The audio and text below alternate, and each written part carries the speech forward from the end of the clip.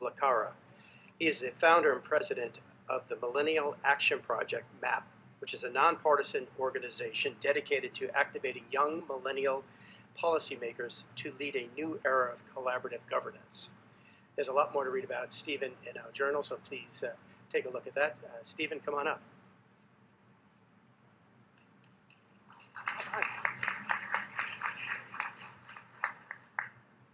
Good morning. Thank you for the introduction.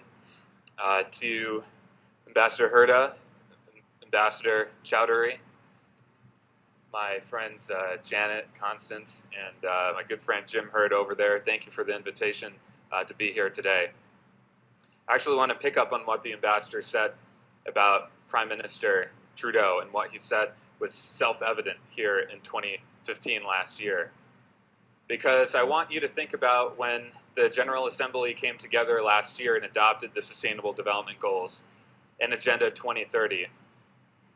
What will we say is self-evident in 2030? I want to pose one idea today that could frame the panels this afternoon and this morning. What I think we'll see in 2030 that is self-evident is a new generation of leaders that have taken up the reins of government and have created a new era of collaboration. What's self-evident in 2030 is that the millennial generation, today's young people who are in their 20s and 30s, will be at the peak of their careers in government.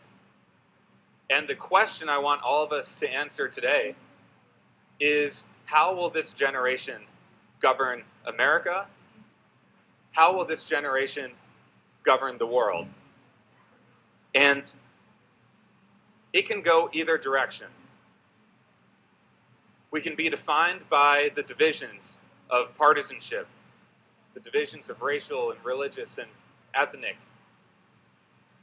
divides. Or this generation can create a new paradigm defined by collaboration and innovation, a relentless focus on the future. And so when Janet told me the theme of today was the power of collaboration, the only answer I said to her question was, yes, I have to be here. This question of how millennials will govern, whether it's division or collaboration, what type of future will shape for the next generation, is the driving question behind an organization I founded called the Millennial Action Project. The Millennial Action Project is a movement of millennial leaders in this country and increasingly with affiliates abroad that are trying to answer this question. And in the United States, we have seen the first of this new generation become elected to Congress. Increasingly, we're seeing them in state legislatures and local elected positions. And in 2013, in the wake of the government shutdown in the United States, we organized the nation's first ever bipartisan youth caucus. The first time the youngest members of Congress, Democrats and Republicans, have united to talk about their common agenda for the future. That's what we've been able to do in the United States, and the model has scaled into 12 state legislatures, into many other positions across the country. And I believe that needs to be the driving conversation behind the global goals and Agenda 2030. Here's why. Because we know that fear and division drive headlines. That's what we read in the newspapers. That's what we see when we turn on the television. But I believe we need to bend the trend lines towards cooperation. Because millennials are not just the largest generation in the world, but we're also the most diverse, the most socially accepting. And so if we want to create a more pluralistic society, a world in which there is collaboration happening, I believe that the trend lines actually are in the right direction.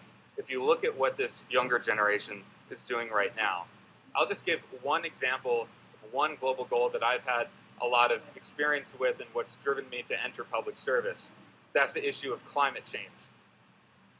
In the United States, the driving headline of climate change is that the debate is partisan.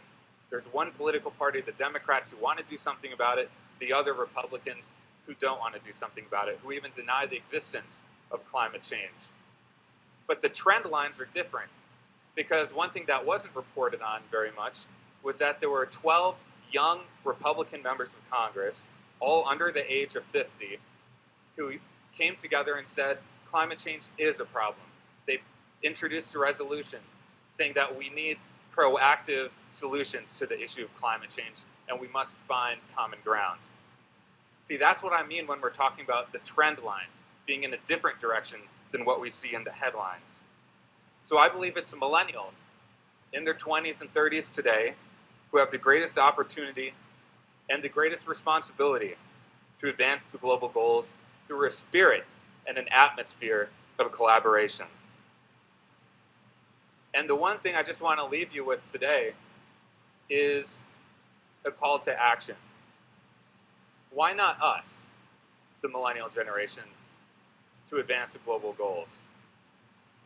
My most important argument I can make, and the best evidence I have, is ironically history.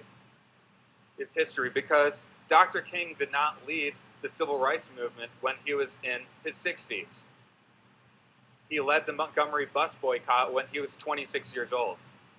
He delivered I Have a Dream when he was 34. Thomas Jefferson, James Madison, they didn't invent American democracy when they were in their 70s. Thomas Jefferson submitted the Declaration of Independence declaring that all men are created equal when he was 33, and he lived to be 83. James Madison wrote the Constitution when he was 36, and he lived to be 85. So it's always been young people, in my estimation, in my read of history, idealistic young people who have a healthy disregard for the world as it is, and instead can see the world as it should be. So that's what I hope we can do together.